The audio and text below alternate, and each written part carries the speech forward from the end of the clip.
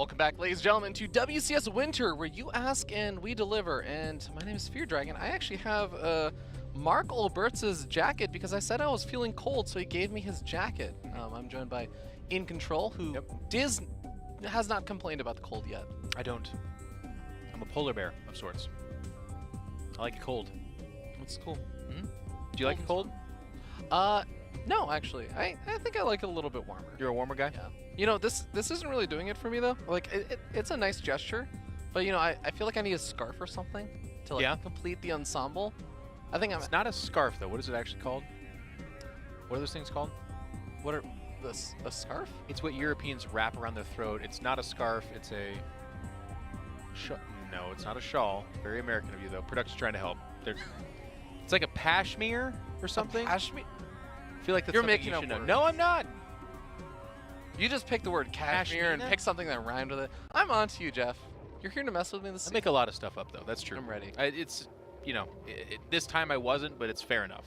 But you know what you didn't make up is that there are some exciting StarCraft games coming on up as we are going to be moving into that winners match. It is going to be uThermal facing off versus Rail. And I'm pretty excited about this one because I do think that both of these guys really strong showing so far today. Yeah. Rail, obviously more of a timing attack-oriented type of player. He's known for that. Big grinder on the ladder. He's done well in the ladder heroes, something that you helped put on. And I'm glad we came back to us at this moment in time so you can see the struggle of Ravi putting on his jacket. Every day. My mom never taught me. I mean, I feel like that's one of the ones that she sets her little beautiful duckling on the ground and says, and you're like, Mom, how do you put jackets on? She's like, no, you got that one on your own. No, just not this. Never learned, never. I mean, she tried, but it didn't work. Yeah. Okay, Ravi's mom, ladies and gentlemen, not a jacket teacher. We got uThermal versus Rail here, though. Like I was saying, the timing attacks of Rail, very lethal, but I feel like he's also well known for that. He's a big grinder. This is a guy that plays like, I mean, I don't want to pull a number. It's like 1,000 ladder games a season or something crazy like that. He's all over the ladder. He has no time for anything else. In fact, funny story, and I'm going to tell the story because when you just say stuff like this, it deserves to be told. So Verdi or Rail is a very big, prolific ladder player in that European scene, and Mr. Rotterdam, our favorite friendly commentator here as well, was at Home Story Cup with him, and he goes up to Rail and he says, Rail, hey, how you doing? How come you never GG when we play? And Rail looks at him, zero humor here, and says very matter-of-factly, Kevin, we play thousands of games. If I GG each time, you know how many GGs that is. It's so much. And Kevin's like, what? And he's like, yeah, it's too many GGs, too much time. So there you have it. I didn't think it possible, but Rail believes that if you play a lot of games and you spend that time typing GG, it's a waste of time. I mean, if you spend 3 seconds typing a GG and you play 1,000 games a season, ascot, thank you. That is, huh? It's an ascot, the scarf. Sorry, production. Oh, okay. Yeah. I was like, what did you just call me? Starting up here in the top You're right-hand funny corner of the these map. days, Robbie. I like Wow, it. thank you, Jeff. Yeah. Up here in the top right-hand corner of the map, we have from Team Liquid, it is uThermal. I think the hard part for Schloppy here is going to be that he's not going to face Colossus Phoenix. I cannot imagine that to be the case. This man up here in the top left-hand side from Russia, with love, it's Rail. But not with GGs. He does GG. He at least GGs in the tournament matches. We'll see. If he's got time for it, I suppose it is possible. I love it, though. My favorite part, like the ethos behind the story and what I really enjoy, is that Kevin's good enough, this is Rotterdam, of course, to play against these guys. So he plays against them, and then he's also the kind of guy where if you don't GG him, he's not going to awkwardly not say anything to you. He's going to approach you and be like, yo, what's the deal? Because he's friendly with everyone. Rotterdam's one of the nicest guys you can encounter. But I also just like that Rail had this like prepared argument. He's like, I don't GG because I play a lot of StarCraft, and that's just like, oh, thank you for asking me about that. Let me inform you. Let me tell you why I don't do that. It's a funny thing. Everyone has their own little quirks. I remember. Do you ever used to do anything weird like chat-wise? So the weirdest that I am is I used to always start a game by saying GL, but then it would kind of and I know a lot of people identify with this, if they didn't say it back, it kind of bothered me. So I realized I was putting myself out there and unfairly basically getting upset at people because I would say GL and maybe that's just not their thing or they didn't see it or whatever. And then I would be like, I don't like that guy. But why? Yeah, so I stopped doing that. And now if someone says GL to me or HF or whatever, I say GL back. And I found myself to be a happier StarCraft player. But I also think everything I just said is really weird. No, I think everyone has their own little weird things. I remember before I discovered, I guess, Satan, and I decided to become like a cannon rusher that also mass DTs. Your Lord and Savior Satan. Yeah, I used to be a macro player, like only macro. Yeah. And I remember I used to specifically, before I made my first worker, before I would even send my workers to go mine, I would type GLHF. Because whenever someone does that, someone does a GLHF too fast, it used to be a thing. I was like, you're cheesing me. You don't have anything to do with the beginning of the game. Why are you saying that so fast? I have one that's very similar to that. If because I leave games very quick, but I always GG, unless they're like some kind of jerk. But whenever they fit in a GG after I fit in a GG, like because I go GG F10 and I'm out like really quick. But sometimes people are like GG like at the same time. It really triggers me after the game. I'm like, oh my god, he knew. How dare you? You were about to offensive GG me, weren't you? No, I don't think that. It's just I don't like how fast it is. It's really weird. But when you've been playing StarCraft as long as some of us have, it's like some weird things get in there. Do want to note the Stargate, by the way. Well, no, it is a Stargate, and then it's additional gateways is the interesting part here. Okay. Hidden behind, and it is Phoenix first. These Protosses today, loving the Phoenix.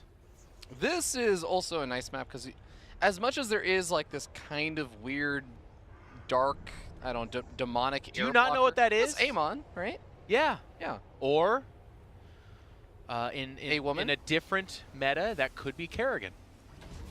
That would be a woman, as you might say. Oh, yeah. Instead of Amon. Oh, my God. Ugh. I don't even feel bad because the esports StarCraft Twitter made a pun that was worse than mine, so. Okay. There he goes. Flies by. The giant dark space squid. Wow, it's like looking at it. Yeah, it is. I don't know if that was just... Good luck! It looks like the Phoenix are hyper prepared for this. Are they, though? Would you call that hyper prepared? It was so prepared that he knew that it would boost away and he didn't bother. Okay. That's how prepared he was. Fair enough. Sometimes I'm that prepared myself. Actually, a lot of the times I just don't even react. Yeah, exactly. The medevac is going to have to retreat back, and of course it did just have those... Oh my god, he's Widow Mining dropping himself! Wouldn't that be sick, actually? They just indiscriminately killed him. I mean, he basically did just Widow... Wait. He did. Hold on, if the Phoenix don't notice that, that will be enough Widow Mines to kill some of his own SCVs. Well, I think it's the Phoenix that are more danger here. Yeah. Just the one, though, that's fine. And again, one Widow Mine just drops it down to very low health. You can back out of there. There's a Robotics Bay coming on up, so Rail... I was wrong. No, I mean, I don't blame you, though. I was about to actually defend you a little bit and say that Rail doesn't really play PvT, PvP, PvZ. He doesn't play Protoss exactly like other Protoss players. Yeah. He always has his own little weird quirks to whatever he does, so I don't blame you. This is not normal way we see it. The other two Widow Mines finally go off. Poor uThermal. He's going to just have a day of... I mean, not that poor, I guess, because he won the first series, but Phoenix Colossus is tough. It's kind of interesting that Rail goes back to this. And you know what? At the same time, I can see it because in Goblin's games, the Phoenix play in particular was very good, right? And uThermal's response in the 2 games that he won was to basically do a slow push. So if you kind of know that's coming and you feel like you can add your own spin to it, which in this case would be this faster third here, maybe that's the right answer, right? With the 3 base economy, we kind of talked about that too. Goblin kind of suffered from not really getting a third base up. If with a third base and you have that kind of economy, a bunch of Marines, a couple of tanks, that doesn't seem to be as scary, I don't think. Yeah, there are a lot more Widow Mines this game, and while the Phoenix have not exactly been dying or at least too many of them, 2 of them have died. And if he doesn't actually have enough to lift up all those Widow Mines or engage, oh my god, or if he loses them like this, and this is where we start to see things really snowball. Well, yeah. I mean, and that's a weird part of this style, too, is that he just lost 2 Phoenix there, and as you pointed out earlier, he'd lost 2 earlier, which is unexcellent. I'm going to say that's a word. So all of a sudden, this push does become very scary. Even though it is mostly Marines, and there is no tanks really anchoring this. Oh, that's actually so clever. Makes it look like all the Widow Mines unburrowed. Gets a shot off. Doesn't actually kill too much. He just softens up a center. Kills a Zealot, but still nice. Well, it was nice. interesting thought there. Rail's going to get some time, though. He'll get the Thermal Lance upgrade finished here fairly soon, I do believe. And the push from uThermal is still just mostly bio. It's now, again, the 5 Widow Mines and some medevacs. So without the tanks, I'm not as impressed with this. But there is a second Colossus. Is it out? It has to have just come out, right? Yeah, it just popped out. Okay. It's joined forces with the rest of the army. The Phoenix are slightly out of position over here, so the Widow Mines going to be able to burrow in position, makes it difficult for the Zealots to close the distance. And hey, uThermal starting to put some pressure on this third base, but having to back up Widow Mine. Oh my god, it didn't get the shot off. Almost did. A little bit of miss micro on the Phoenix, so he really could have picked those guys up without losing anything, but he kind of misclicked there, and as such has found himself in a place where he's got just the 3 Phoenix. I do have to say, though, my gut check each time has been like when these guys, it's Goblin and now Rail, when they lose a bunch of Phoenix, I'm like, okay, well, surely they'll abandon the tech, right? Because like getting back to 5 or 6 Phoenix just doesn't seem that important at all, but they do. They reinforce, they build more. Rail's going to add double forge here, though, and this is something we didn't see from Goblin. I think Goblin might have built 2 forges in all of his 5 games it was, I believe. So I'm actually like maybe not even kidding. Yeah, you didn't. Besides the Colossus, it didn't exactly have that large of a ground force. It was so focused on that Phoenix production, like you said, to the point where he even got a second star at one of those games. But hey, we do have slightly faster than I guess Goblin doing this kind of mix, and the Disruptor is being added on, which I really do like.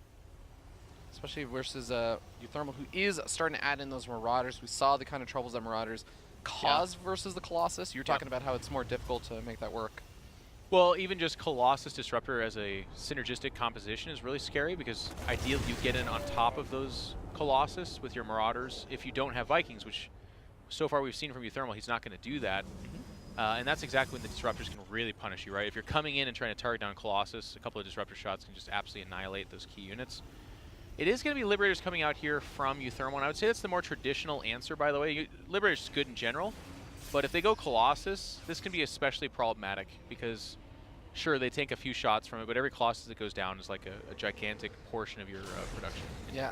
I will actually want to say the Liberator choice makes a lot more sense in this situation than maybe the Goblin situation, just because the Goblin situation, we ended up seeing the Phoenix killing off so many medevacs that if you decide to make Liberators, you're not making those medevacs again. And in this game, Thermal's kept most of his medevacs alive.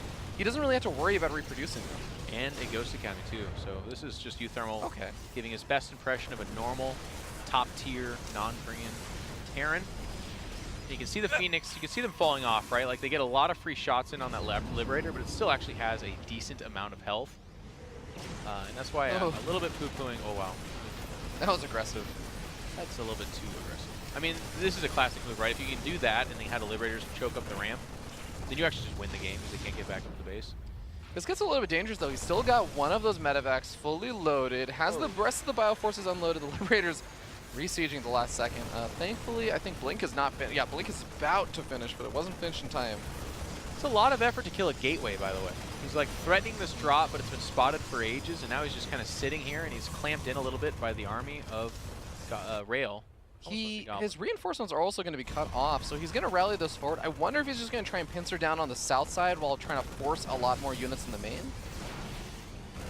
I'm very curious as to the plan here of uThermal. Oh my god. Okay, well, we're doing this. The Liberators siege on up. The medevacs all managed to unload successfully. At the same time, uThermal is going to be canceling that bottom left-hand base. This is actually going quite well for him in a lot of ways. It is, and it feels like it shouldn't have, right? Like the Liberators get there first. They're being shot at by the Phoenix. They're being shot at by the Stalkers. The drops on top of the army. But you know what? This is all fine, Ravi. It's the fact that he's killing the 4th base, and I feel like it looks like that force is coming up to reinforce. It might even be flanking here. Yeah, it's going to be coming in from behind. Secures the kill on the Colossus. The War Prism's here, but I don't think it's going to matter. As Rail loses his entire army and lost that 4th base, uThermal getting up his own 4th. The War Prism doesn't look like it's actually going to go down, and Rail finally moves back from the main base to the front lines. Liberators siege up. Well, this is actually getting a little bit closer. Is it? Okay, no, never mind. Reinforcements come in and the Disruptor shot whiffs. Well, is it though? Ravi, let me explain something to you about Protoss. If you lose all of your gas units and you're reinforcing with Zealots and Stalkers against an army of Terrans that's on 3 or 4 bases? 4? You're dead. You're dead, my friend. That is probably the case. He's going to try and reproduce the Colossus now, but like you said. Now I picture like fancy booted Colossus. Wait, why is it fancy? Because they have like galoshes, right? I feel like there's a pun that I'm missing here. It's making me really sad. Wouldn't be the first, I suppose. That is very true. 2-2 finished up, though, for Rail. That is one thing he has going on his side. Yeah. That's the one way that I think gateway units can be a little more effective, is if they're ahead on all those upgrades. uThermal strangely not upgrading at all. That's a pretty big mistake on his part. Armory, I think Armory just got started up, so that's why. It's a big mistake. He's very much so ahead, but to your point, 2-2 and now 3-3 queued up here. There's going to be a chunk of time where he's going to have a 4 upgrade advantage if we get to that stage of the game. And 4 upgrades are a big, big deal. So yes, Stalkers and Zealots and backed by Immortals or whatever else, they can do some work in that situation. Yeah, Armory finished up. There's going to be 2-2 finally starting on up. But if you include the fact that Protoss has Chrono Boost, that means he can get even further ahead in those upgrades, and that's exactly what he's going to be doing. So that kind of window you were talking about where he's 4 upgrades ahead of his opponent is going to be even larger with that. It's going to be like a real big window. You know, the kind that you could move a couch in through if you needed to. It's going to be one of those windows in like the new age apartments where just Those it so looks like an entire wall. They're so nice. Up in our palaces in America. Is that what we call them? Yeah. Not in California. Okay, 4th base spotted is not saturated. It's good news for uThermal. He's going to move over here to try and, I was going to say kill it, but he's actually making his way to the 3rd base, and why not? He's got these ghosts. There's no Templar, but still the EMP will be nice, of course. Picks up the Immortal, gets out of there, is able to survive for a little bit longer. The Colossus doing some good damage. Only half the army actually engaging from that angle, though. A little bit of an awkward fight. He was getting hit from some Colossus up on the high ground, so, and he was kind of falling out of a concave, if you will, as well. Gonna back up here. Yeah, but that was kind of his window to hit before 3-3 finished up. So now 3-3 about 10 seconds away from finishing. Looks like Rail can just pull back, wait for that, and then he will be in a really, really nice spot. Do we have Liberator range? I don't think he ever got a fusion core. No. And I don't see, in this massive swell of Terran buildings, I don't see a fusion core. Do reactors not show up as separate or the same building? It doesn't just say 3 reactors? I never noticed that. Interesting. Okay. It's a glitch in the Matrix for sure. uThermal. So now we do have 3-3, and this is that period of time where the Protoss is just vastly out upgrading the Terran, but you can see the 2-2 is nearing completion with the Terran as well. Wow, this fight. Oh my god, okay, well just dodging out the disruptor shot, killing that off very quickly, and only half the army being there was really nice. God, the EMPs kind of cover the entire army. The north side is still getting something done with that one Colossus. The Colossus in the back on the south side also getting a lot done. The AoE splash damage destroys the army of uThermal. And that was all upgrades, by the way. You never see a Terran army stim like that, pick off a couple of disruptors essentially for free, chase off Stalkers, and then get flanked by an underwhelming reinforcement army for Rail, but then the Protoss wins the fight. It's a 4 upgrade advantage for the majority of that fight. Did finish, so it's been dampened here a little bit. And Rail's gonna push, but the real damage dealers here is the 2 Colossus and 1 Disruptor. I don't know if it's enough. Okay, we're gonna see uThermal try to stem forward. The snipe up on the Disruptor, like you said, not really being able to land there. It looks like it's gonna be very, very close, but the Marauders kind of starting to die now. Yeah, the Colossus hanging in the back there. There's nothing going after them. There's no Liberators here. If you look at the production tab, he's not making more Liberators. So a pure Bioforce, it can get it done, but if you just never get to the Colossus, maybe not. Yeah. No Observer here, so the Widow Mines can maybe get something done occasionally, but it's not like this is a massive charge lot army. This is Stalkers with Blink and a bunch of Sentries in the Colossus. These all outrange the Widow Mines. It's really just hoping that they walk into them. Yep. Still adding some Disruptors. They're gonna make their way over here. There is that Observer, so he should be able to kind of fight back against these Widow Mines. There we go. That's going to hurt uThermal's chances a lot. uThermal maybe situating himself with an army of the natural and an army at the 3rd base. I hate the Liberator spot, by the way. I just have to say. What are they doing there? Yeah, he's not actually protecting a whole lot. He is barely getting a couple hits off, but SCV's being pulled off the line. Coming back. Very precarious. A lot of sentries there, but not a lot of energy. So these couple of force fields, there's going to be about another volley of it, and then that'll be it. But another Disruptor kind of makes its way over here. Does he have another ghost?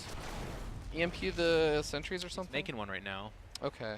He's got one now. It's a planter. Can't fight that. Where is he going to go? Heading up into the natural. He blinks underneath the Liberators. That's the EMP. All the sentries lose their energy, so suddenly God. army can come down. But this is just, it doesn't feel like that large of an army right now. Moving through choke points. It is. Coming down the ramp, though, one of the Colossus is getting targeted and does die. But to your point, going down the ramp, pretty dangerous tactic here. And now the Colossus finds its way to the back lines again. Both players thinning out. They're just about equal in supply. Almost dead even. Workers very similar here as well. And uThermal had to fight with a supply advantage just to get to here. This has become a really, really dicey game for both of these players because Rail is still technically down a base right now, but he's been able to kill off a handful of these workers. He's been able to pick away at that army. And like you said, the army replenishment for uThermal is not the super high value units like Liberators, I think. It's just Marines and Marauders. Yep. Colossus count down to 1, though, right? And Immortals coming across. It's just the 1 disruptor.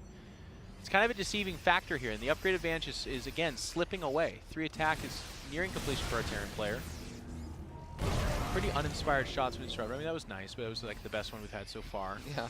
And as time goes on, Rail manages to continue to have a supply advantage. But with all these planetaries and all these bases being mined, it's got to do something here. Do you feel like he could, I mean, just because he's pinned uThermal all the way back up these ramps, he could just dart down south and actually do some damage? I don't even know if he's... Oh, you just never scouted it. Yeah, he just doesn't know. Sensor tower is going to get taken out. That actually is pretty nice because that does limit uThermal's information about where to position his army, when to jump onto the army if it starts to overcommit. Drop actually getting loaded on up. Maybe just going to the third base, steal Zealot. Yeah, it looks like that. Kind of interesting, more effort's not being put into killing that base, though, right? He knows the army's in the natural in the third. Okay, good. So he's going to finally do this. I was like, this base is living on borrowed time. He is just going to put a couple of... He pulls... Okay. Right. SCVs are being pulled off the line. Remember, there's only 1 Colossus, so not that much splash damage. 360 surround right now coming forward with the SCVs on the north, even from that other base. But it looks like uThermal has bled off a few too many units. The Protoss army stands strong. Well, Stalker's blink out of the way to snipe off those medevacs, and it looks like uThermal is going to be able to finally be pushed back. Oh my god. I'm pretty sure Rail has got this, but like this, oh my god. You're such a hero for trying. I'm like, you know what, uThermal, okay? But he's down to 15 workers. He's dead. He's pretty dead right now. There it is. Wow, what a bloody grind of a game back and forth. And at the end of the day, it was Rail, and I want to draw attention to this because it seemed silly that he wasn't killing that orbital base.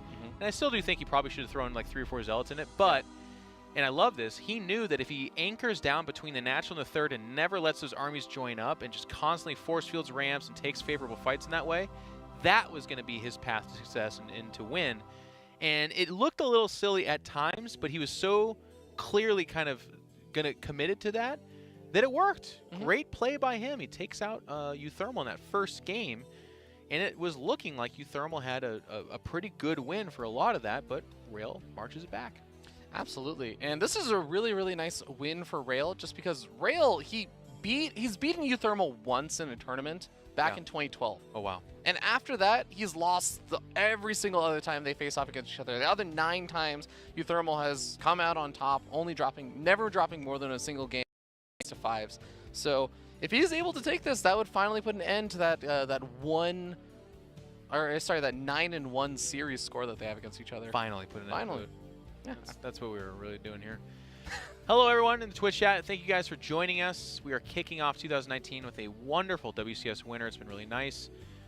We've got some great games coming up later today as well with the North Americas games. Yeah, Special, all of them. Neeb, M. Canning, the greatest player that we have.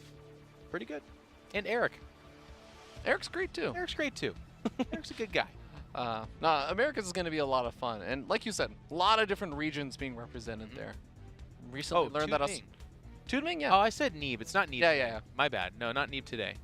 No, Tudming from China, Special from Mexico, M. Canning from the moon base that America is secretly building for our Space Force, and then, who am I forgetting? Tudming. Oh, I said Tudming. China. Eric? Eric. Yeah. Brazilian. Brazilian. Bet you didn't expect me to know that, did you? But I do. Huh. Eric actually I would say, like, there's that hierarchy in Copa America or like a lot of the Latin American scene where it's like Special, Kelazur, Cham, and then a gap. Eric is the closest person to bridging that gap in the Latin American scene. Wow. So it's cool. It's cool to see him kind of making a run right now. But he is the untouchable cast, is that what you're saying? He was born into poverty and he's down there. And is that what you're So we're getting ready to jump into the game. The next map is going to be Port Alexander. Good. That's exactly where I want us to go. So I know I also wasn't expecting to see necessarily that kind of Phoenix Colossus style coming out from Rail in that game. By the way. Oh, yeah, we're watching a replay right now. You guys can't see it. Robbie's like, and it looks like uThermal. Well, I thought he was gonna tap out there. I was gonna say, and it looks like uThermal is gonna leave. Yeah, it was a cool fight. It was like a fight that lasted 10 minutes the whole game. Very cool. We've had some as crazy long as some of these games have gone, and sometimes players have been very far behind for a lot of those games. We've had a lot of cool moments and cool like fights. Yes, and we stuff have today.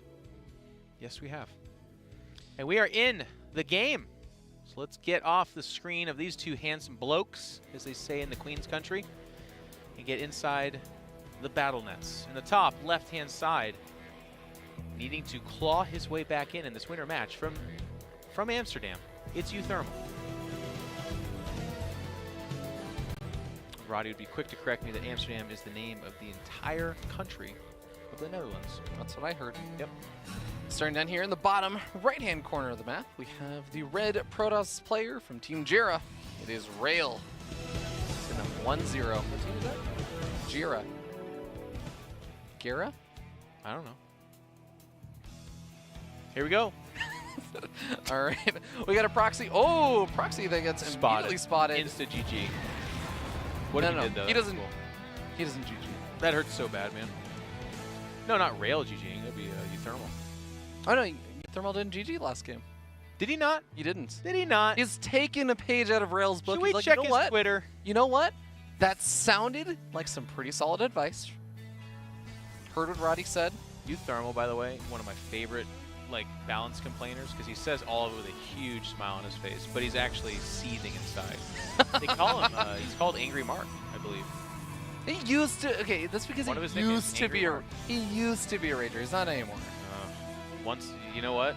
Once a Rager, always a Rager, man. I'm telling you right now. They might smile, they might say it quietly to themselves or in a Discord channel somewhere else, but they're Raging. I promise you that. Okay, well, Engineer Bay block coming down just to try and delay that natural. Funny enough, though, it is not exactly going to be a super fast Nexus over here, or sorry, a super fast command center from uThermal. So is Rail still going to commit to his own Nexus? Is he though? We got the double gas, continuing to mine, got the factory coming on up, and there it is finally going to be that Nexus. Commit to the Nexus. I like that.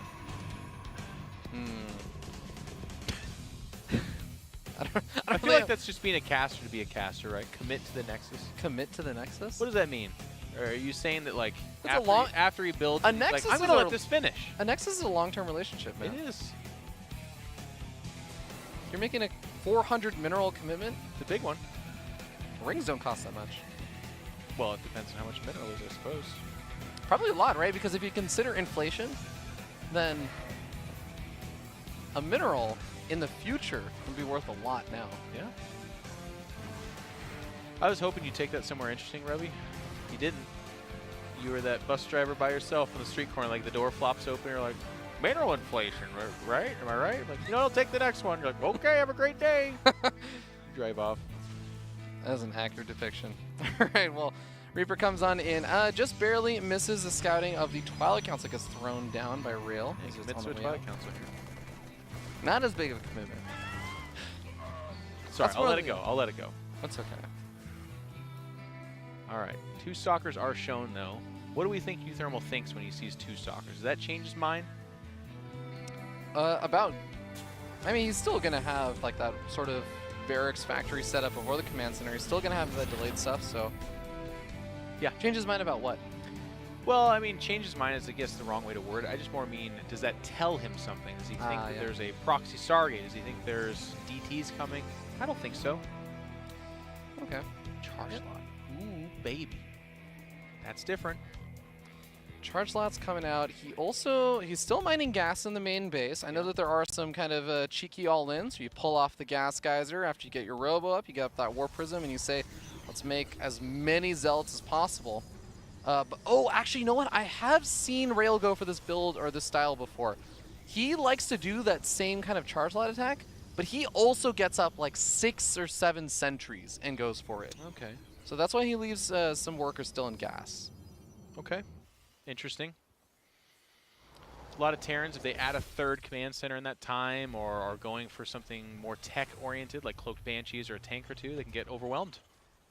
Yeah. So far, though, uThermal is just adding on a starport finally. He's getting up additional barracks, getting up Stim.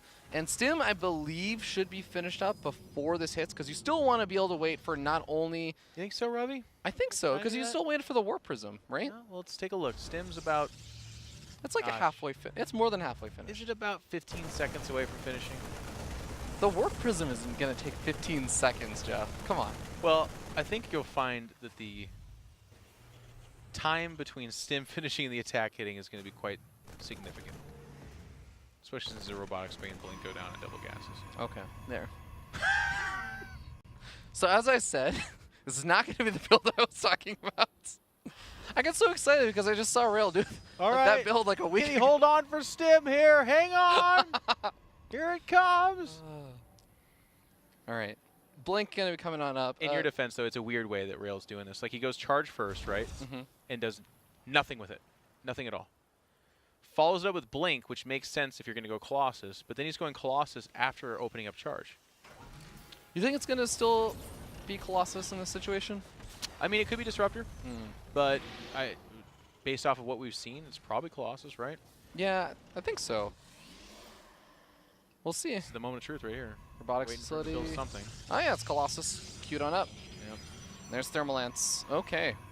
So we have seen that well, I was going to talk about like Vikings and how uThermal responds to Colossus, but all a bit of a moot point is he is going to be making the big push out right now. Rail still does not have a 3rd base, so this is just kind of about defending that natural expansion. And the first Colossus is not even out yet. This is so bad for Rail. He's got charge, but he has like 5 zealots. He doesn't have Blink. He doesn't have Colossus. He kind of went everything, and he just kind of went everything in a weird order. Oh boy, Immortal Hardened Shields is already set off. Immortal has already lost most of its shields. The shield battery is not really finishing up. One of them might, but I don't even know if it's actually going to be able to get too much use. It heals up a few units. The SCVs being pulled off the line is pretty big. I like that Rail tries to sneak off and snipe off a siege tank, but he doesn't actually successfully get it, so all he's kind of done is, I guess, bought himself a few extra seconds of time, because now the siege tank is just in position. The rest of the gateway units aren't. Yep, and here comes the big attack, and I do not think it's going to be that big of an attack. Rail hitting from 2 sides, but hitting like the softest of pillows. Quietly goes down to the dirt nap that is brought to him by Mr. uThermal from Amsterdam, the red light district. He could live there. Yeah, tied up 1-1. It does seem like we're getting ready to move into a game number 3 then. That's exciting. Especially since I know that Rail had a really dominating performance in that kind of first 2-0 versus Bly, just kind of nipping him in the bud before he can really get up to that sort of Swarmos thing he was talking about. uThermal had a bit more of a close series, but it's cool to see that these guys... I mean, that last game, let's be honest, it wasn't super close, but...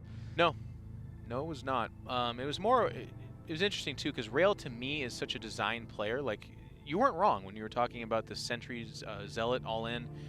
I was kind of looking for what he might have scouted that would take him out of that build, but I don't think there was much. So sometimes these players, they have a game plan, but then they kind of diverge for whatever reason, or they get away from it, and they kind of overthink things.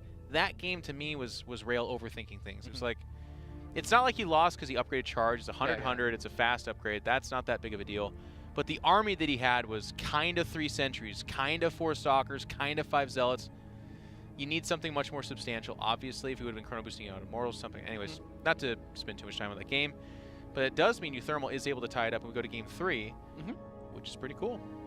All right, remember that this is the decider match of the group in terms of the winners match, so it decides who is going to be moving on to the round robin phase of WCS Winter. And of course, that unlocks a lot more money, that unlocks a bunch more opportunities, and gets pretty close to guaranteeing you. I mean, I think you have to do pretty poorly in the round robin to not make it to the playoffs or something around that area, just because of how the playoffs are set up. I'll take your word for it. I'm just here to meme and... Oh, sorry. Going to the second group stage. Sorry, not round robin yet. Should be fun. All right, well, we're waiting for that game invite to see what map we're going to for game number 3. But, Jeff, is there anything you want to see different? I won't say from Rail, because Rail is just his own beast. Is there anything you want to see, like, different from uThermal from that first game? Yeah. Close it out.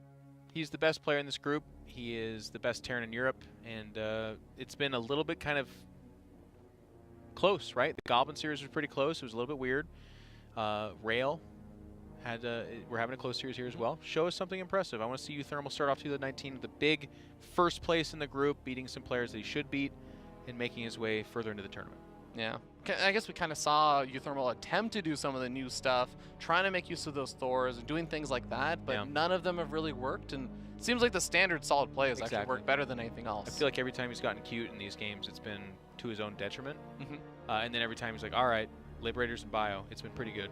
Which I know is ironic, because the one game he went pure Liberators and Bio, he actually lost, but he's just, he's good with his push, I guess we can boil it down to even. It's not even like his basic play. It's just literally this push has established his win, and all the other games he's won. Yeah. All right. So is there someone on a bathroom break? Is that what you said? I didn't hear that. You didn't say it? Oh, just taking a long time to get this game started. Well, finally got the invite. It looks like we're going to Automaton. Nice, very wide open map. That actually might, think about all the like siege tank pushes that uThermal keeps going for. That is kind of a nicer map to like try and catch the siege tanks and less of choke points and stuff. Your Zealots can get some nice surface area. Yeah.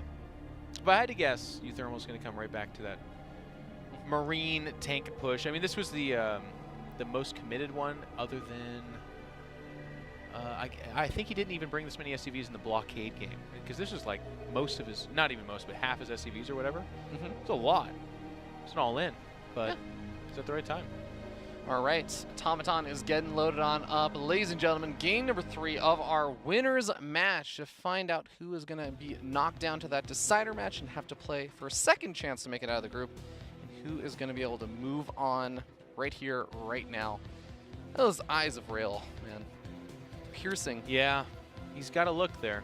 What do you think they told him for that picture? What's the word you would use? Not cheese, right? I think it's like, you know, you have the photographer that's just like, look like you're going to kill somebody. Yeah. Don't need to tell him that.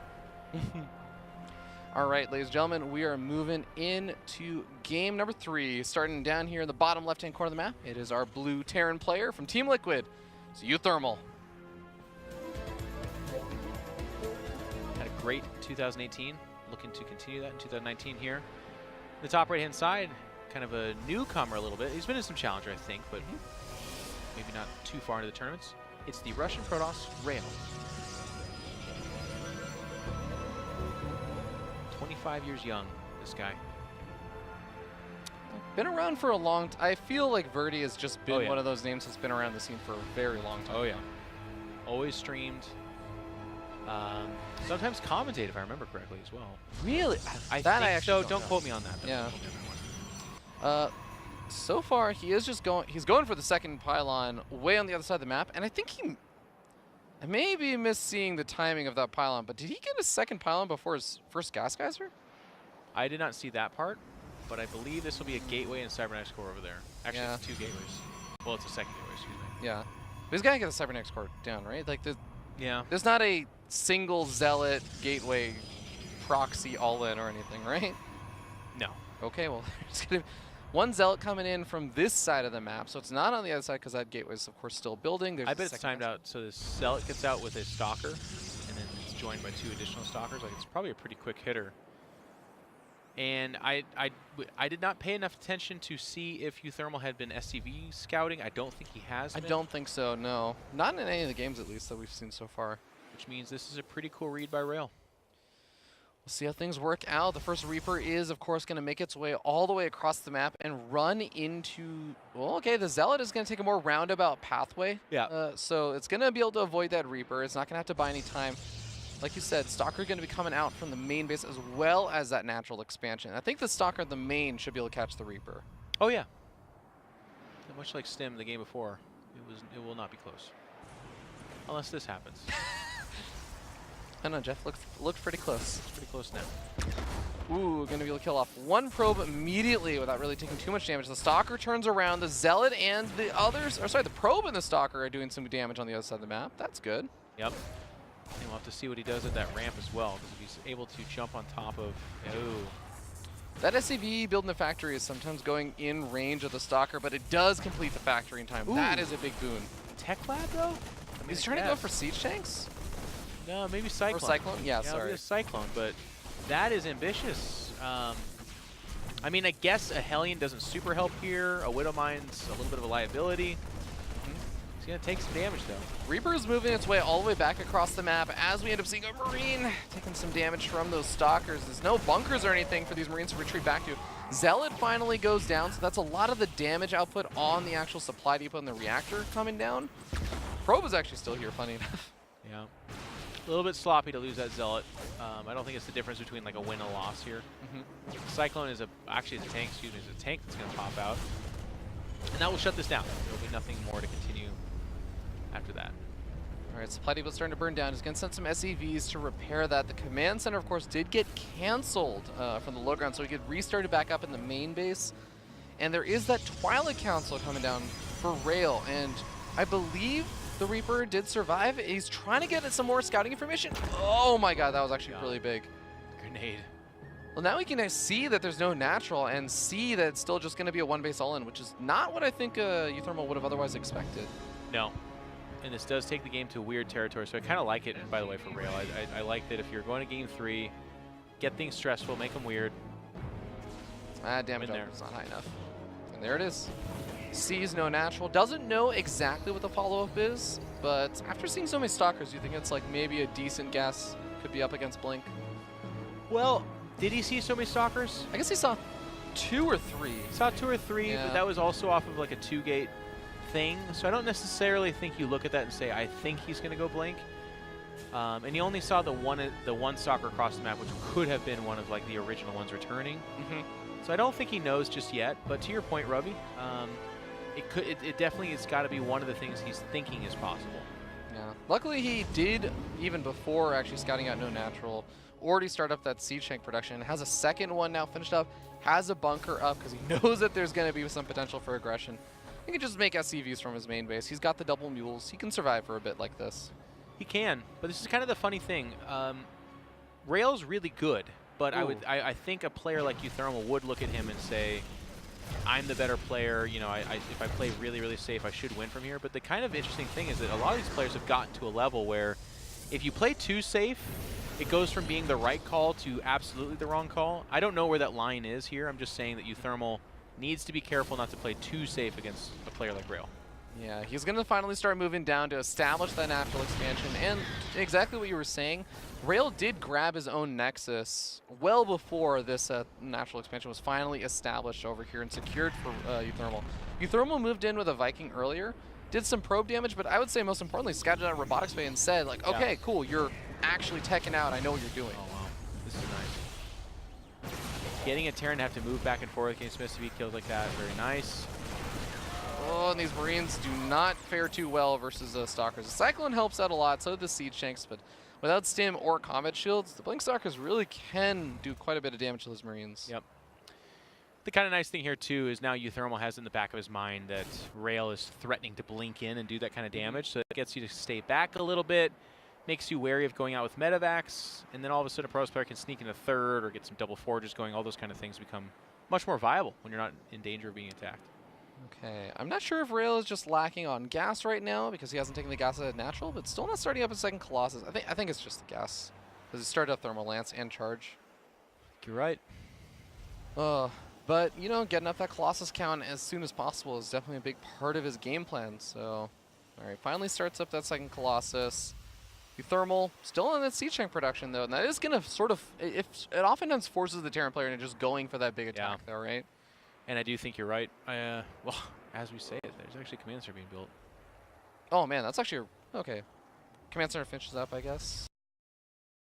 For a second, not a bad one though. All right, no upgrades queued up for him. But that's okay, because there's no upgrades queued up for the Protoss player either.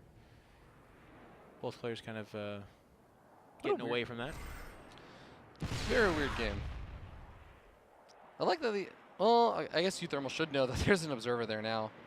Got to reposition some of his army. He's actually just expecting that the Stalkers will blink out of there. Yep. They're going to spot and say, it is just the one tank. How bold do I want to be? Not that bold. Yep. Yeah, get out of there. There's a scan, observer getting sniped off. It's going to shut down those Stalkers for a good bit of time. The kind of proxy warp gate may come in handy if he tries to go for that big attack soon, as he's now making Immortals instead of the Colossus, so with that and charge? Yep, no upgrades, no third Nexus. In fact, at the natural, he's only mining one of the gases, right? Yeah. 2 guys on gas. Not even there's three. the forge. Like, so maybe I feel like it was at least going to be that all in you're starting to describe. If he has the pylon and gateway, without it, it looks like he's kind of considering elsewhere. Yeah, for now it looks like he's just going to continue to poke forward with the Stalkers, get some scouting information, seize at the siege. I guess the big thing is you see all the siege tanks are still siege up in the main. So you say, okay, you're still at home. I have some time. Does he have? Yes, he is super prepared in his main. Doesn't have a lot of anti-air, but he should be able to deal with any kind of units that drop out of those medevacs. Yeah, it's not that he can deal with them. It's, to me, more can he punish it, right? So, like, having the army there is fine, but ideally you pick off the medevacs. I don't think he has enough Stalkers for that, but... Yeah. Well, a few of these Stalkers do have blinks, so if focus fire is down and uThermal's a little bit slow, but no, that's not going to happen. Speeds away. uThermal avoids tragedy. Now, he's going to take his third, as is Rail, by the way. So, it's kind of hard to commentate a Rail game, because it does feel like he's always poised to go in for that all-in, but... he just kind of bails out of it pretty quick. Oh, nice step off on that medevac. Blink is on cooldown for a few more seconds. The Stim Bio trying to find an opportunity. Encountering that miss, gonna get blocked from shooting him, and the Stalkers all get out of there alive. Well played. Well played. And the rest of the army for Rail is making its way down on the south side, trying to avoid those medevacs and gonna make its way over to the third. Yep, and he is, again, I like... could feel it in my loins. It looks like he's about to try a timing attack. He has to, right? He's only sitting on 41 workers. That's what I've been thinking for a while, but just time keeps on going. A couple sentries here can provide those Guardian shields to be useful against the Marines, but the siege tank count is also, it's kind of skyrocketed like before. And this makes it really difficult to push into, and Rail's just going to back up. Yeah, you have to. And without Phoenix at his disposal, when it does come to fighting, he's going to be fighting into those tanks. Which is not impossible. If the charge loss can get on top of them, or he can catch them moving and then trying to siege up, that kind of stuff, that's how you can win that fight. But at the same time, and what I like about tanks, is they're just like hedging your bet, though, right? Because if they're in the right position, you cannot fight them. So it feels like you control your own destiny with that kind of tank number. It's up to you to make a mistake for them to get a favorable fight, but as long as you don't, you're in a favorable position. That's a pretty good spot for a StarCraft player. All right, going back into more Disruptor production over here. Rail is not really worrying about making too many more Colossus or even Immortals right now. I think he just made the 2 Colossus, 1 Immortal. Thinking about getting up his 4th base. Automaton's such a weird map because every single time I look at it, I'm like, you know, I don't really feel like they're that far away from each other. It's a really big, wide open area. It's surely going to be a shorter game. Every time it turns into a long game. Yeah. It's got a big exposed mains. There's a lot of potential for attacks there, so it kind of naturally sets you up to be a little bit more defensive. That's fair. And then the expansions don't necessarily have to get closer to your opponent, but they kind of circle that concept, right? Like, yeah, Terran will expand at the southern side, the Protoss the northern side. But anywhere you go that's not straight towards your opponent is those bases, basically. That's a fair point. We got an update from Mark. It's raining. You can tell when some of these guys from Blizzard that moved in from out of country are becoming Californians. Like, oh my God, it's raining. Don't worry, it won't rain for the rest of the year. But here comes the tank push. Anchored again by a Thor. Not a big deal, it's just one. Rail is kind of, unless he's going to try and intercept this from the backside, this is going to be sort of out of position. Well, how out? Okay, good. He does pull back. Siege siege up well in time. The rest of the bio is going to be able to easily cancel that base, though, just because even the rest of Rail's army is moving over to the main, maybe afraid of a drop, but it's actually not the case right now. We even got that one Thor mixed in again. Yep. And here we go. Tank's fairly exposed behind this, but his fourth base will die, and Immortal, unfortunately, gets sacrificed to the Blood Gods. There is that flank. They're going to spend their charge. Wow, okay. That definitely not ideal. I think it was because there's also a drop in the main base who's trying to react to that, pull his units around. But that was not ideal. That one siege tank not only using the charge, but just giving uThermal a little bit more time to react and pull back his bio.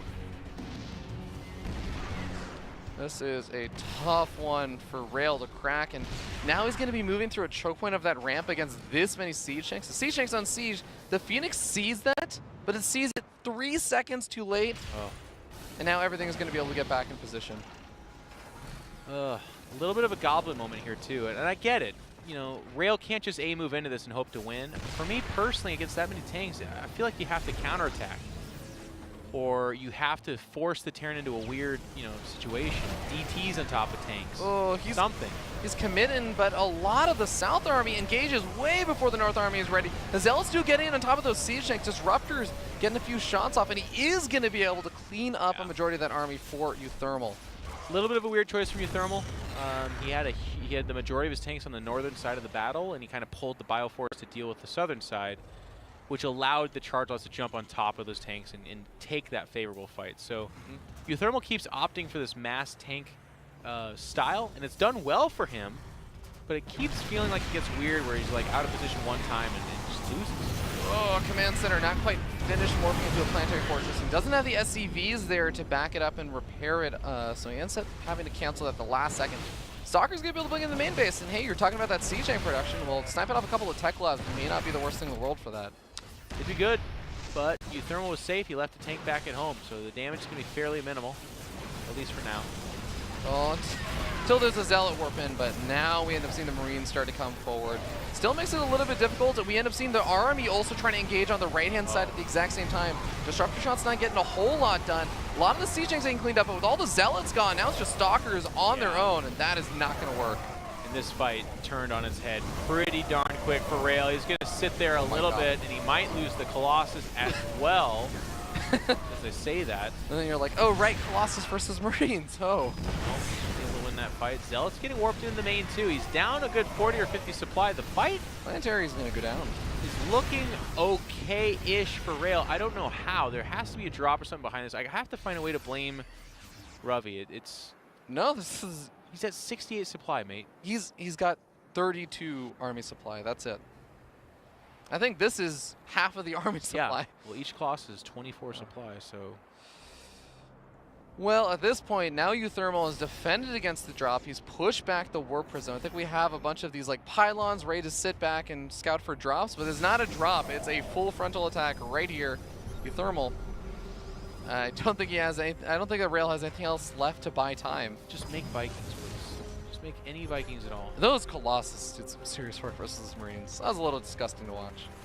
It's funny how in uThermal's head not making Vikings are. Like, I get it against Phoenix composition, but against this, no. With your siege tanks in particular, like, go ahead and blink forward and try to kill my Vikings. You ever seen 12 tanks shoot into Stalkers? Ugh. Oh, already softens up those Zealots, gets in range of that third base. We do have a couple of Zealots trying to make a counterattack, and now we're going to be able to find a lot of the transfer, or the, I guess, the reinforcing Marines here. They do.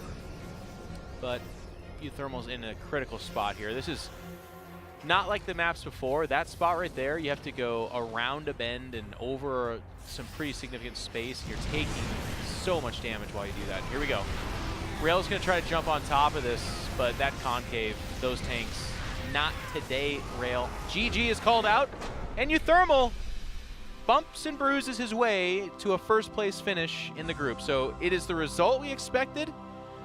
It was a little bit closer, and, you know, at the end of the day, he beats Goblin and he beats Rail.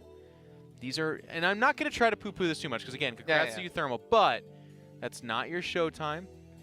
That's not some of these other guys are starting to kind of rise up as well. So hopefully uThermal kind of sharpens up. But also there were weird games in his defense. Colossus, Phoenix for a lot of this.